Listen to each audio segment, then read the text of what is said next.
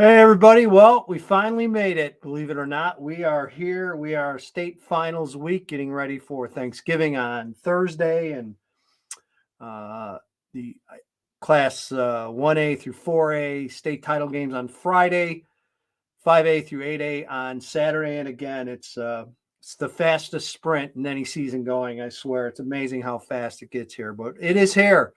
So again, breaking down and just giving you some of my thoughts and random just suggestions and things that pop up into my head regarding the Class 8A state title game. And again, I don't know if early on, I don't know too many people that would have had Lockport and Maine South in the state final game. But on the other side, to be fair, this was a 8A field that obviously I think was very deep.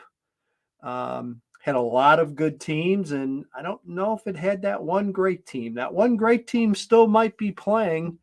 I guess we'll find out Saturday night, probably about 9:30 or so, who that team is. But again, it's been I think a highly entertaining Class 8A playoff field this year. There's no doubt, and two teams that in a matchup that I think is going to be fantastic. A great way to wrap up a busy state final weekend for sure in the state of Illinois. So Lockport gets there. They upset Loyola at Loyola, 35-21 the final. And boy, what can you say about the Porters? George Chard has to be one of the leading contenders for Coach of the Year this year. George, again, for people that aren't familiar with his story, was the defensive coordinator under Lockport and Brett Coy when the Porters won back-to-back state titles in early 2000. Was that 2002 and 2003, I believe. Just a outstanding defensive-minded coach. And then George kind of bounced around a little bit. Obviously went from Lockport, ended up taking the head coaching position at Lincoln Way North. And unfortunately, after a handful of years, Lincoln Way North ended up having to close. And again, it's a wild story. If you don't know the story of Lincoln Way North, you want to dig into it a little bit. It's in this day and age, it's still pretty hard to fathom that there's a relatively brand new school sitting off of Harlem Avenue south of I-80 empty. So it's just really, really strange and an interesting story if you want to dig into it. But and again, George ended up being an assistant over at Lincoln Way West for a little while. Finally got back in, got the head coach at Lockport, and the Porters have literally never looked back since George has taken over. And just a terrific run for them. I think Lockport has gotten. I think Keysman. They started at a relatively high level, and I think they've gotten better every single week down the line here. And you don't see that all the time out of teams. And I think that's been their key. And I think a big key in the postseason has been Hayden Timosek, the quarterback. Very capable. Again, he's probably the largest quarterback you'll see all weekend long. 6'7", probably 230. Big, strong kid. Very good arm with really excellent touch and feel. He has made some incredible passes, to beat Loyola's, made incredible passes, in particular in the postseason, all postseason long. And I think that was a big question for Lockport. Offensive line, not overly big. This isn't a gargantuan size line, but an experienced line, extremely well coached and disciplined. And again, just a unit that has continued to get better every week. Lockport has been able to rely on the running game pretty consistently. And when teams have attempted to shut down a running game with, again, Ty Schultz, excellent back, Andrew Lopresti, as well, has been a key feature in that running game as well.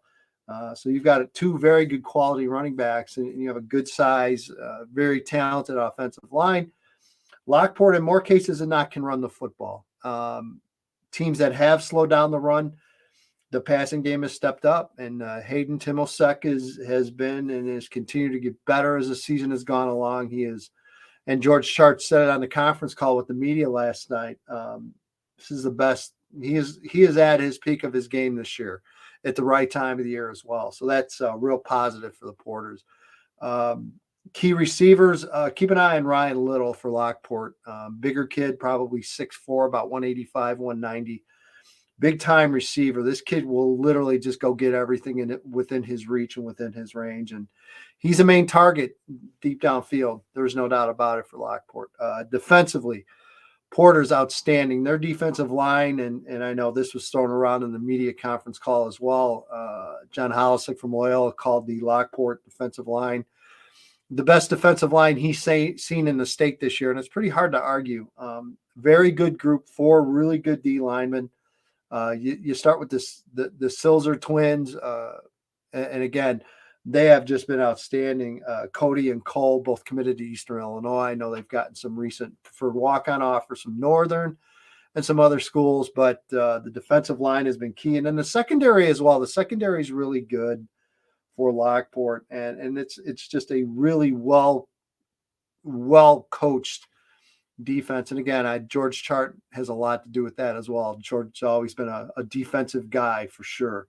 So, and then special teams. Lockport always has special teams. You go back to Nick Setta, who, again, is still around that program, teaches speed and conditioning out there. And Nick has always worked, seems like he's worked with the special teams at Lockport now for a long time. And again, all 3 phases, Lockport just doesn't do dumb things. They're well-disciplined, very good team and exceptionally well coached. Then you flip over to Maine South. And again, Dave Ansari's a Hall of Fame coach in my mind. There's no doubt about it. Has a Hall of Fame staff as well. You start with Charlie Bliss, who has been really the architect of that Maine South spread offense for decades now. And you want to see how good that staff is and how good that game planning is. Look at the first couple of series against Marist. First series in particular, that was some film study, game planning, knew exactly how they wanted to attack Marist in that opening series, and it resulted in a 7-0 score.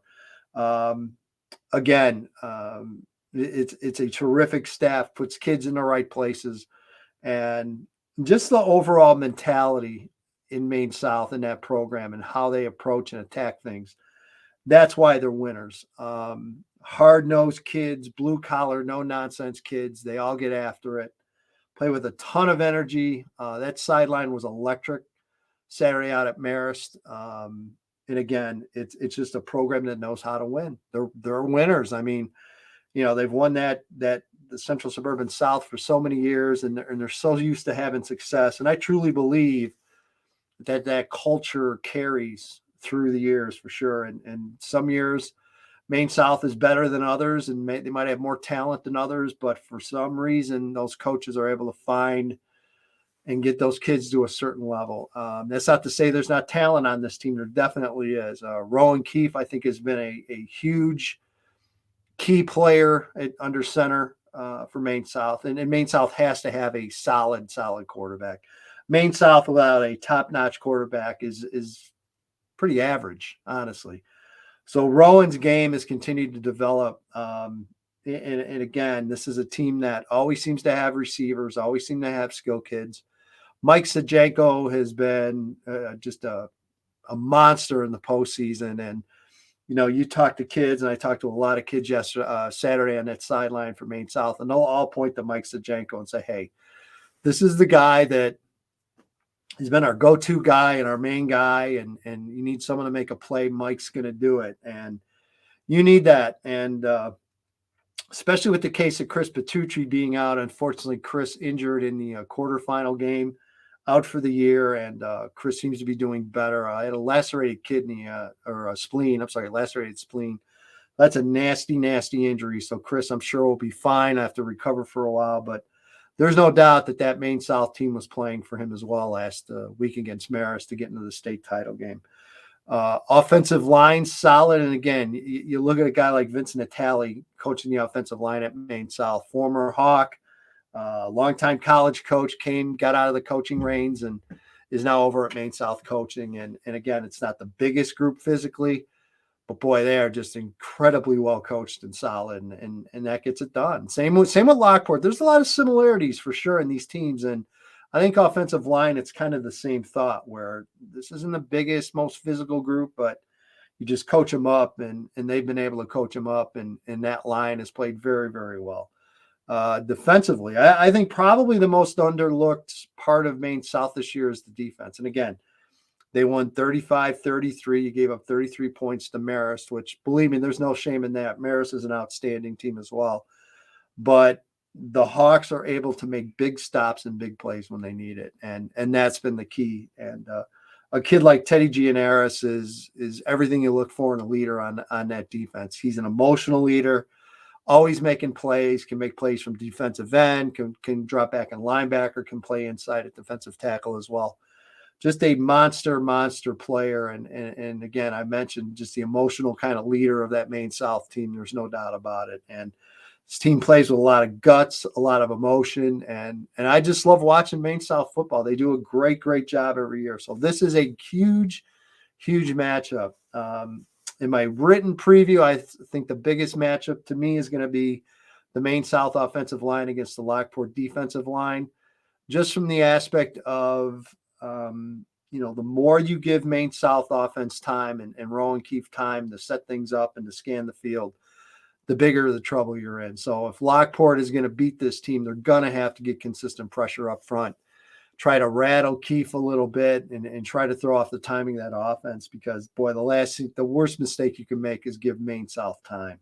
So, again, that's a huge matchup in that ball game. I don't think there's any doubt about it. So as far as a winner in 8A, man, I'm going to wait till Friday to put up my winners, because, again, this is going to be another, I think, highly entertaining game. I can see the score in maybe the upper 20s or low 30s.